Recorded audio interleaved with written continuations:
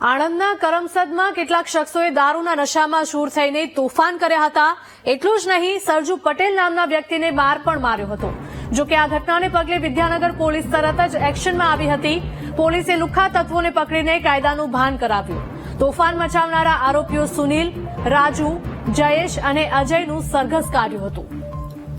સંવાદદાતા ઘનશ્યામ જોડાયા છે ફોનલાઈન પર। ઘનશ્યામ, આણંદના કરમસદમાં કેટલાક લુખ્ખા તત્વોએ દારૂનું સેવન કરીને જાહેરમાં જ તોફાન કર્યું હતું।